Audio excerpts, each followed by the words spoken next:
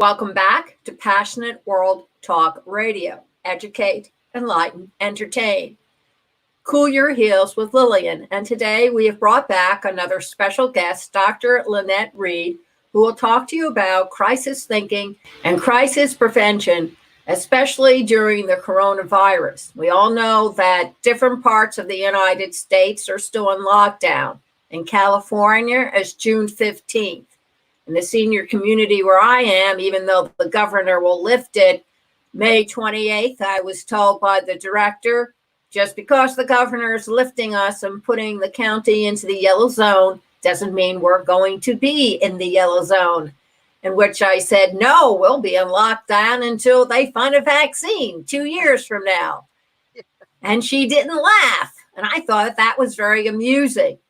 So, Dr. Lynette, please tell everybody a little bit about yourself again so they know where you're coming from and why you started the various programs that you did with crisis thinking and prevention. And of course, the most important part, what do they need to do in order to keep their frustration and that flight behavior at bay?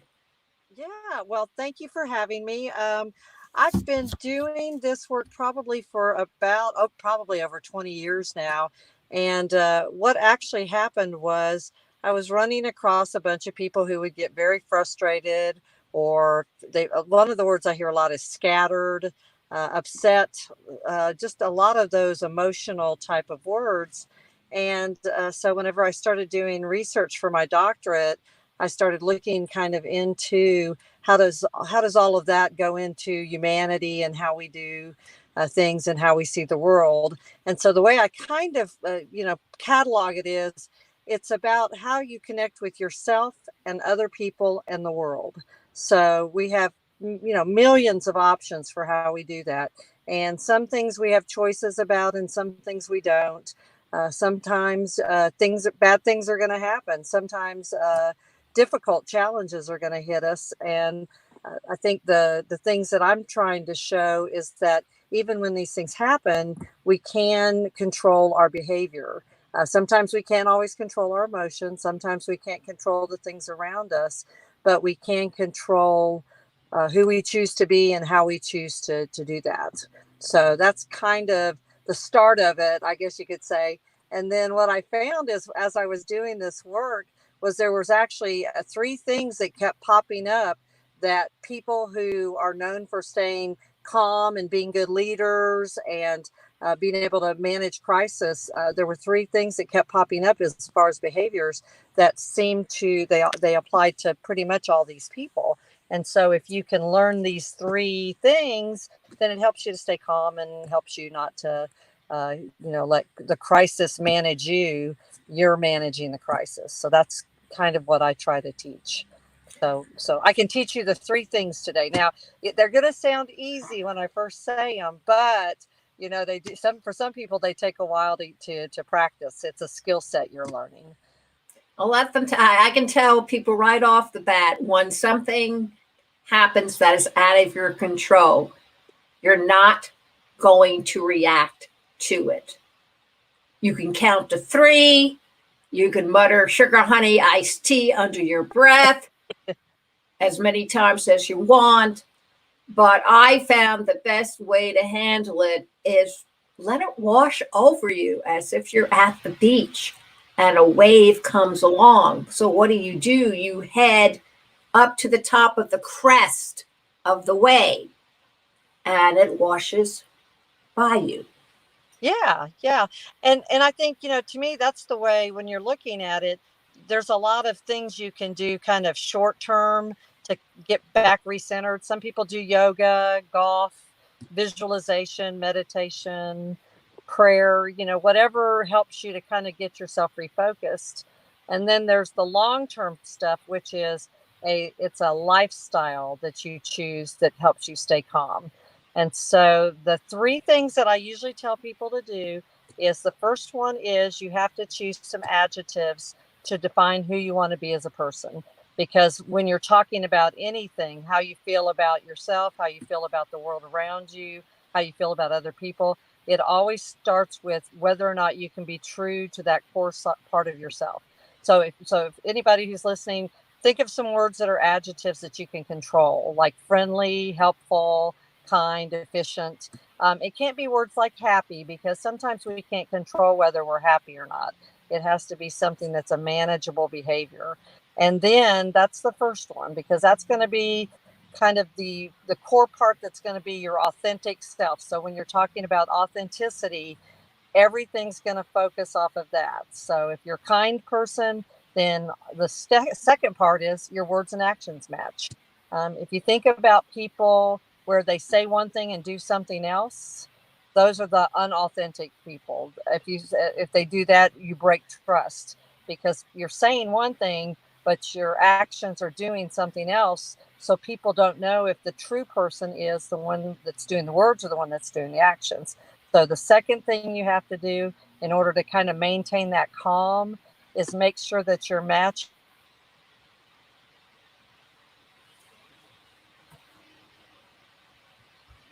part of it. Oh, I'm sorry. I blipped out there for a minute. You blipped Can out. everybody hear me? Okay? Basically, she's telling you need to be consistent.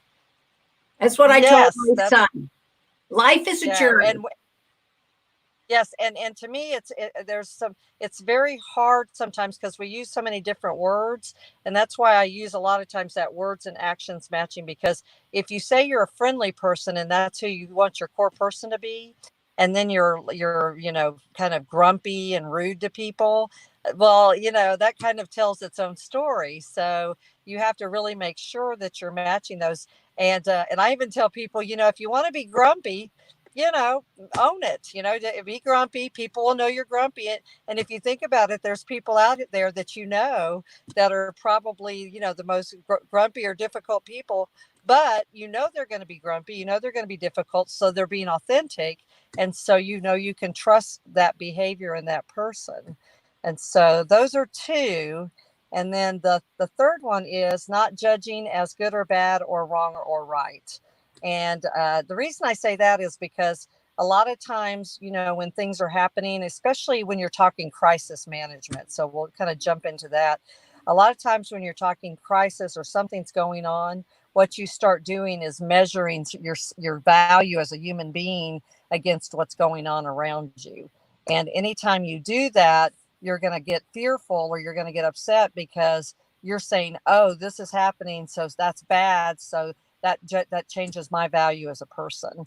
And so you have to, if you say, okay, it's not good or bad or wrong or right, it's different, then you're able to say, okay, it's different. It doesn't affect me. My value doesn't change. So I can continue to do what I'm doing and stay focused on being friendly, helpful, kind, which my actions have to match, which then takes you into this nice little cycle of keeping that going, kind of like in a pool. If you've ever, when you were a kid, if you ever got in a pool and you all ran around in a circle and got that whirlpool going, that's what these three things do together, is they kind of work together like that whirlpool.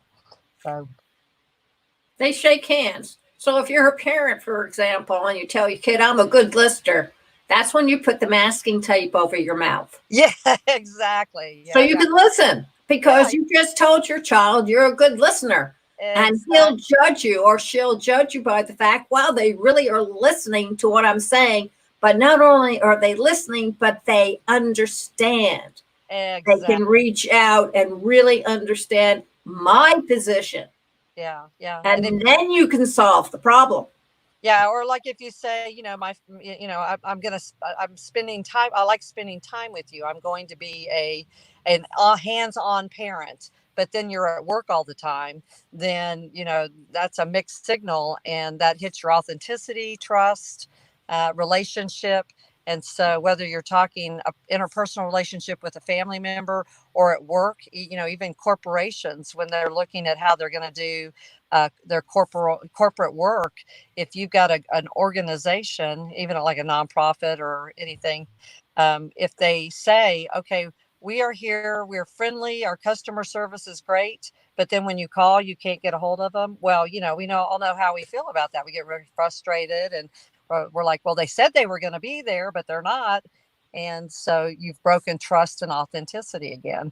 And so when you're talking about crisis, staying calm and staying in that place, if you just think about it for a minute, if your word is friendly and you put that into an action, and you don't judge as good or bad or wrong or right, feel how calm that feels, as opposed to, oh my gosh, we're all going to die. it's Oh, a it, absolutely. it's a nice And straight line of calmness, and people around feel it. And so you can just say, all right, there's a crisis. I'm going to focus on doing this process, and that's going to keep me calm, and then I can deal with forward momentum. What do I absolutely. where do I have to go? What steps do I need to take now to make myself safe, or to find another job? Whatever's going on in your life right now, especially with stuff being an actual physical crisis in our world. This is the perfect time to practice that. Because it's a Absolutely. really hard time for a lot of people. You've got to find a way to do that, and really anybody can do it. That's the great thing about it. It doesn't matter who you are. It's all about finding that core part of yourself and strengthening it. So you can do an exercise with your teenagers because they get involved in conflicts all the time, whether they're standing right next to their best friend or they're standing against, or they're doing remotely. And it's whether you have to do it my way or take a walk is not exactly learning how to think outside the box, but more importantly, learning how to think that involves everybody in your sphere, which Exactly. means Yeah. other people. And I think that's the greatest gift you can teach your child right now is that instead of throwing a temper tantrum, goodness knows I threw one in college and shocked the acting director and shocked me because I didn't think I would ever act that way because I was known as the quiet introvert. And all of a sudden I burst into tears and ran out of the room. Well, I left everybody going, what? What the heck? That's not a Lillian. And I came back and apologized. And he says, you have to get used to the fact that you're in college and the world does not orbit around you. Yeah. You need to orbit around the world, which includes other people and how they feel. And he said, yes, you hurt my feelings, but you're good. So I want to keep you in the part I assigned you. But you have to understand that you're part of one of many. Yes. Yes, we all interact with each other, and we interact with the earth. I think that's, when you talk about kids, first of all, I have two daughters that are grown now, and bless their hearts, they were young whenever I started working on this model, and so they were kind of my guinea pigs. And so I'm sure they have a lot of good stories about me teaching them, okay, what are your core words, how are your actions matching that. And one of the things I used to do with them all the time when they were younger is give them a choice, even though if they were two choices they didn't like, because when you give kids and adults a choice, then they feel more empowered because it's not somebody saying, okay, you have to do that. It's them having to understand choice and consequence. And so Yes. you're saying, okay, if you take this choice, here's the potential consequences. If you take this choice, here's the potential consequences. Which one do you want? And so they had to always, and I think in some ways they hated it because they were always accountable for their actions, and they always knew what their consequences were going to be. So they couldn't say, well, I didn't know that would happen. It was like, well, either way it's a choice. So they got to learn along with me. So they were very happy to do that. And the other thing I was thinking when you were talking about that is, when we talk about the world, I think this is a perfect example where we are right now, because there's this terrible virus that's, harming people and causing chaos. But then you flip it over to the world, and you look at the ozone, the air quality, and the nature, and all of the benefits that are coming from this, all these unintended consequences. And so you have to think to yourself, okay, how do we learn from this something that's going to help us keep the good stuff that this is teaching us and showing us, but get rid of the stuff that's harmful to us. And so, when they finally find a vaccine, or this virus is contained somehow, then do we just go back to status quo, or do we say, okay, we learned some pretty valuable lessons from this. What can we do now differently to make it so that we're less in crisis all the time, because, right now we kind of live our lives in crisis, even whenever we didn't have COVID, because everybody was working, and it was, there were other aspects of our lives that were like that. I want you to know that Dr. Piaget used to say, I have 10 good reasons of how to raise children. And if you raise them that way, you won't have any trouble. And then after he had 10 children, he said, well, they debunked every single one of them. Yeah. And you kind of look at him, of course, he's passed now, but you kind of look at him and recognize that it is very difficult to take a proposal or thoughts that you believe to be right and apply them to be practical, because something will always prove you wrong and how unpractical it really is. But I do know that I raised my son around 3 or 4 to make a choice between a candy bar and a teddy bear. And of course, he picked the candy bar for immediate satisfaction. Right. And I had several parents standing behind me in line that thought I was a cruel parent. And I said, listen, he's got to learn to make choices, good, bad, or indifferent. He has to understand there are consequences to his choices, and he's not always going to win. Yeah. It doesn't always happen that way. And better he should learn now and get frustrated and learn how to handle it than to grow up and become a teenager and put his hand through the wall, or find a gun and shoot somebody, or take a knife and stab me. I said, you just have to learn how to hold on to those inner emotions that demand instant action, as opposed to slow down, let's think it through. The sky isn't falling, the earth isn't imploding, the sun will continue to shine for another million millennia. So nothing is that bad. Yeah. And that's basically what you have to do, all within a split second.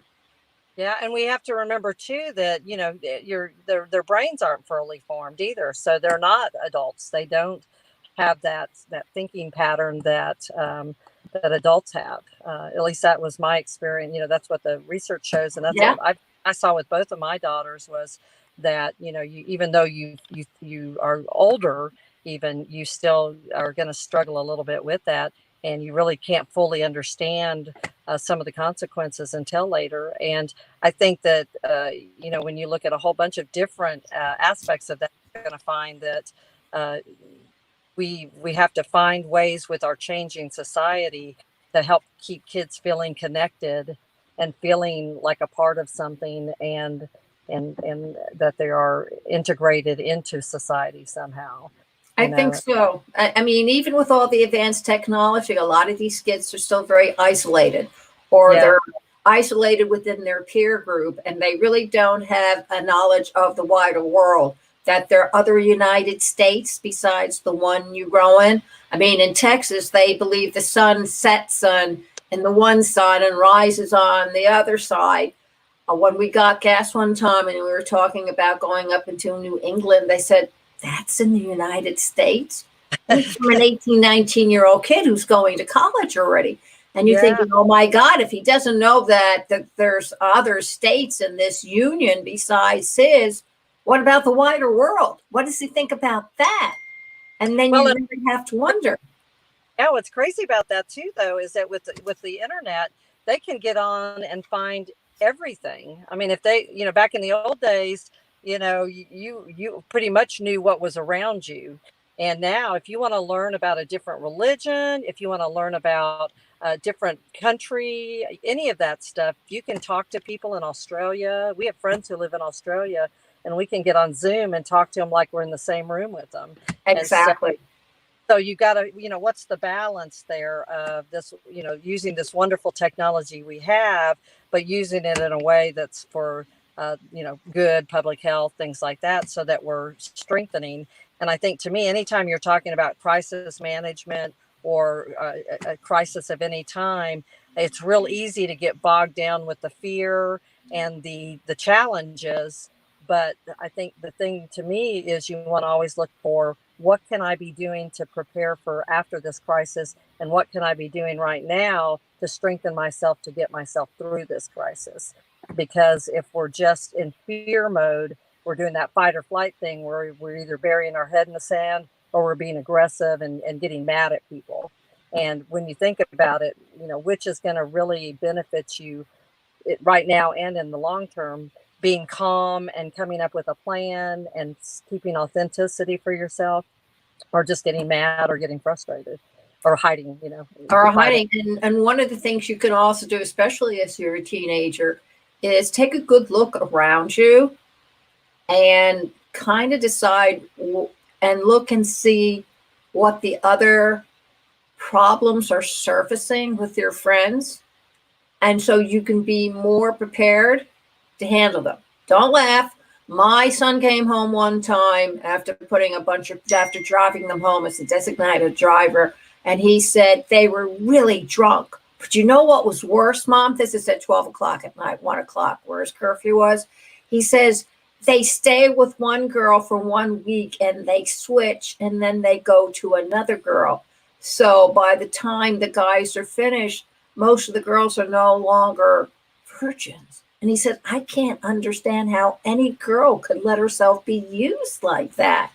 And I said, well, how do you think it's going to affect your behavior? And he said, I am not going through multiple of girls just to prove that I can.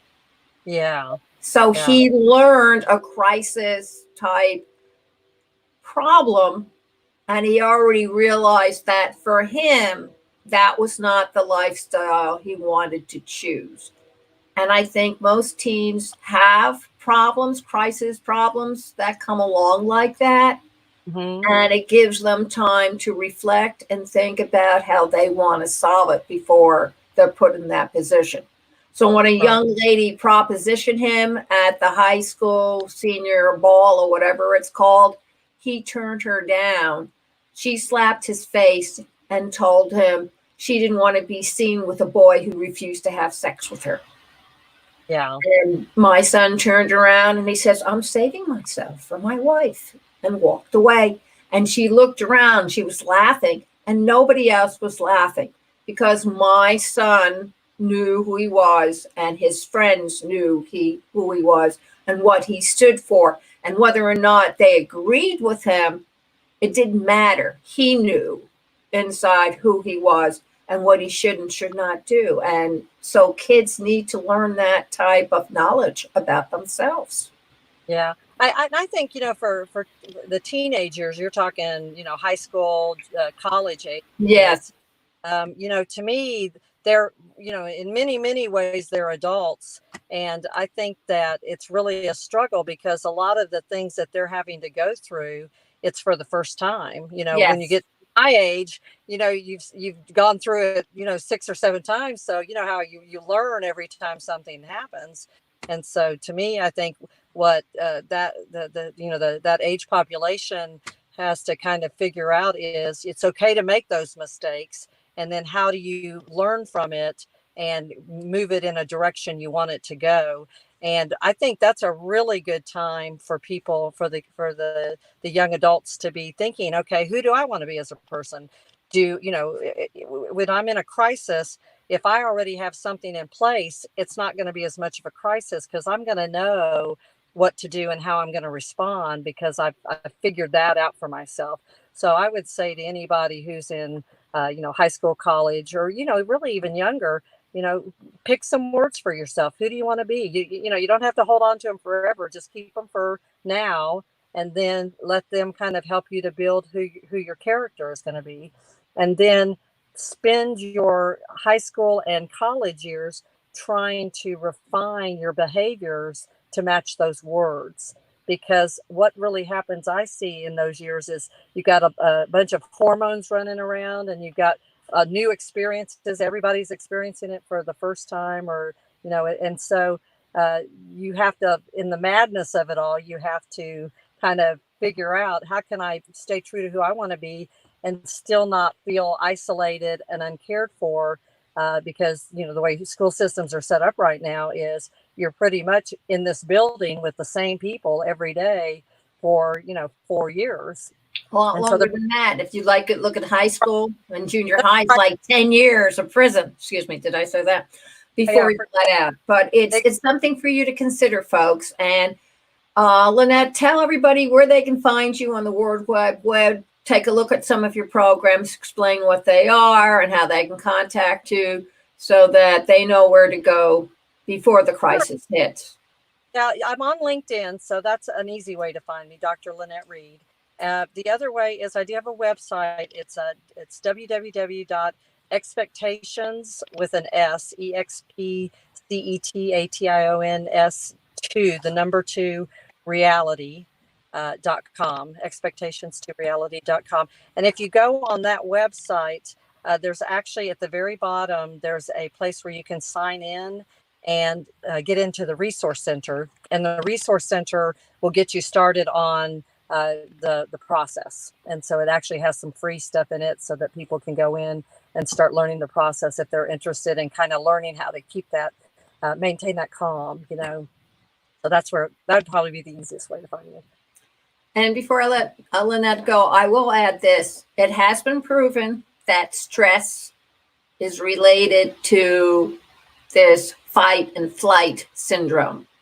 Yes. It builds up in your system and can take many forms. That's what hypertension is all about, very high blood pressure. But it can do damage to your heart or to your kidney. You have 4 major organs. Trust me, it can wipe them all out. So, warning, go over to Dr. Lynette Reed's website and take a good look around. There is a course for each and every one of you in different ways. Sign up for the right one. If you feel like you want to speak to her further, you can schedule a 30-minute chat with her where she'll contact you and you can talk to her and tell her some of your fears or some of the crisis problems you're having so you can avoid it before it happens, because that's what you want. You want the before in there. Yes. So you can control whatever comes along. And if your son or daughter is experiencing bullying or being called names, or things that they have done have been twisted and falsely represented on Facebook, this is a time to get in touch with Dr. Reed, because she can show you how your teen can protect themselves and not lose their own self-respect, which is very important. Because when your teen loses their self-respect, that's when they go on their downward spiral, and you want to prevent that. So you need to get in touch with her. So give your Gmail, no, not your iCloud. Yeah, iCloud. It's expectations2reality at iCloud.com. Thank you. I knew I'd get it together. If you have a question at all, feel free to email. I'll be happy to answer any questions that you have. Terrific. So thank you all very much for joining us and Dr. Lynette Reed in Crisis Thinking and Crisis Prevention. And you can see this on Facebook Live, LinkedIn, Events Live, YouTube Live, on http://passionateworldtalkradio.com. Right-hand side, there's a menu. Scroll down to Cool Your Heels. Click on it, and you should see the video. And it'll also appear in all the other directories that allow videos. And since I also take the audio from this video, you will hear it on iHeart, iTunes, Spreaker, Apple, Google, Amazon, Alexa, and all the podcast directories. And before you go away, Elias Canetti from 1978 said, "The great writers of aphorisms read as if they all had known each other well." Think about it. Thank you all very much for listening. And remember, stay healthy.